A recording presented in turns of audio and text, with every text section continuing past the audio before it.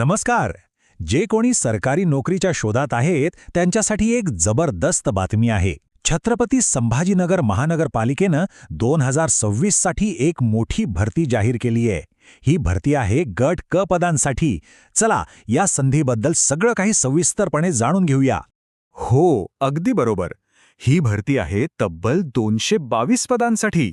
ही खरंच एक खूप मोठी संधी आहे, नाही का?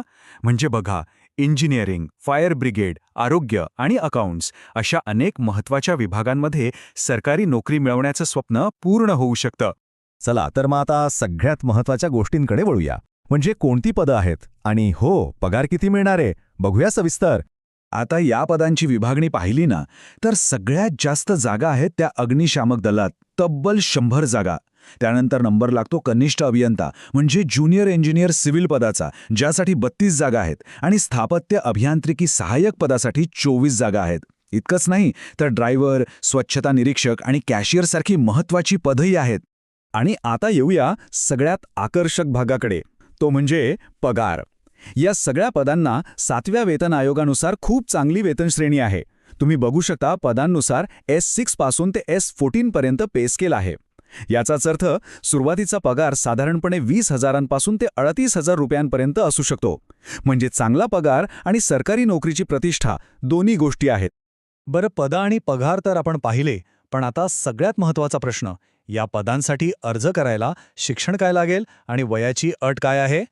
इथे काही मुख्य पदांसाठी लागणारी शैक्षणिक पात्रता दिली आहे. उदाहरणार्थ, ज्युनियर इंजिनियर पदासाठी सिव्हिल इंजिनिअरिंगची डिग्री हवी, तर फायरमॅन पदासाठी 10वी पास असणं गरजेचं आहे. आणि त्यासोबतच 6 महिन्यांचं फायरमॅन ट्रेनिंग पूर्ण केलेलं असावं. प्रत्येक पदासाठी अशी विशिष्ट पात्रता ठरवून दिलेली आहे. हो, आणि एक गोष्ट सगळ्यांनी लक्षात ठेवली पाहिजे, या सर्व पदांसाठी मराठी भाषेचं ज्ञान असणं बंधनकारक आहे. स्थानिक प्रशासनात काम करायचं म्हटल्यावर ही एक मूलभूत आणि खूप महत्त्वाची अट आहे. आता वयोमर्यादेबद्दल बोलायचं झालं तर कमीत कमी वय 18 वर्ष पूर्ण पाहिजे. खुल्या प्रवर्गासाठी कमाल वयोमर्यादा 38 वर्ष आहे, तर राखीव प्रवर्गातल्या उमेदवारांना वयात सवलत आहे. त्यांच्यासाठी ही मर्यादा 43 वर्ष आहे. आणि सरकारी नियमांनुसार इतर प्रवर्गातील उमेदवारांनाही वयात योग्य ती सवलत मिळेल. चला, पात्रता आणि वयोमर्यादा तर समजली. आता आपण अर्ज नेमका कसा करायचा याची प्रक्रिया समजून घेऊया. ही प्रोसेस पूर्णपणे ऑनलाईन आहे, हे लक्षात घ्या. अर्ज करण्याची प्रक्रिया तशी खूप सोपी आहे. सगळ्यात आधी महानगरपालिकेच्या अधिकृत वेबसाईटवर जायचं. त्यानंतर अर्ज पूर्णपणे इंग्रजी भाषेत आणि एकदम काळजीपूर्वक भरायचा. त्यानंतर जी काही परीक्षा फी आहे ती ऑनलाईन भरायची. आणि सगळ्यात महत्त्वाचं, शेवटच्या तारखेच्या आत अर्ज सबमिट करायचा. आता परीक्षा फी किती आहे ते पाहूया. ओपन कॅटेगरीतील उमेदवारांसाठी 1,000 रुपये, तर राखीव प्रवर्ग आणि अनाथ उमेदवारांसाठी 900 रुपये फी आहे. आणि एक खूप चांगली गोष्ट म्हणजे माजी सैनिकांना कोणतीही परीक्षा फी भरायची गरज नाही. त्यांच्यासाठी फी 0 आहे.